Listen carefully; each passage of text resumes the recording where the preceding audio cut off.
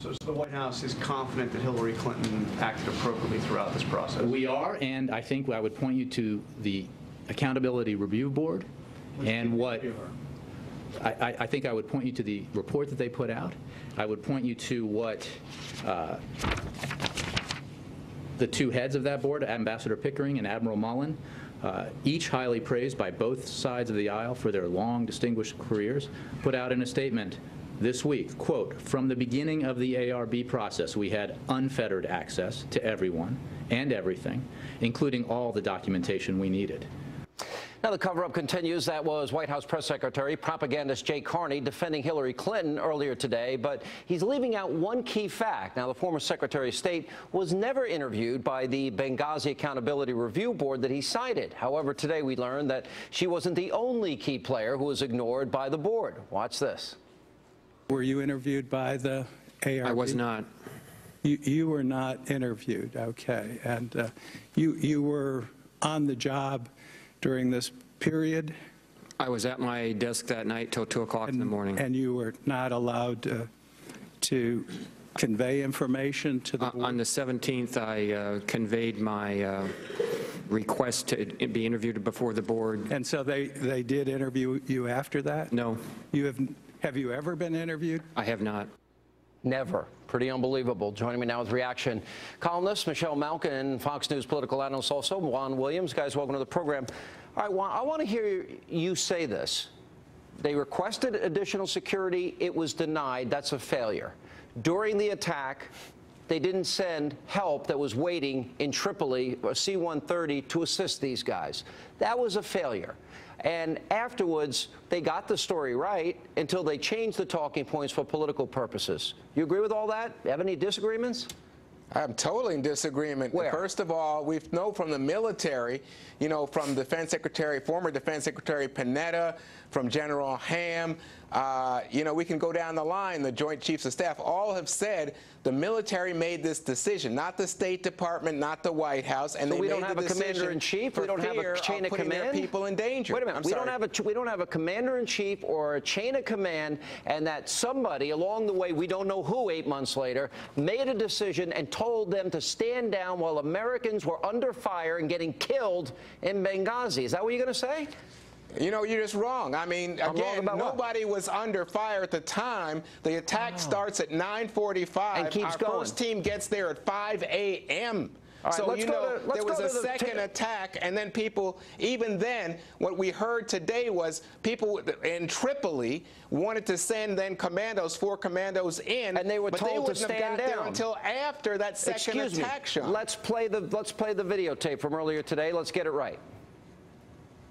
We determined that we needed to send a second team from Tripoli to secure the airport for the withdrawal of our personnel from Benghazi after the mortar attack. But were any of these U.S. military personnel not permitted to travel on a rescue mission or relief mission to Benghazi? They were not authorized to travel.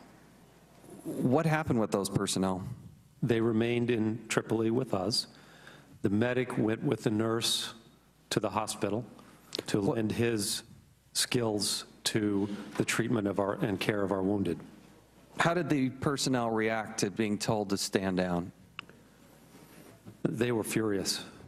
Now, Michelle, I'll ask you. They screwed up before, they screwed up after, and then they lied about it. And I think it's pretty well chronicled. Tell me where I'm wrong. That's right.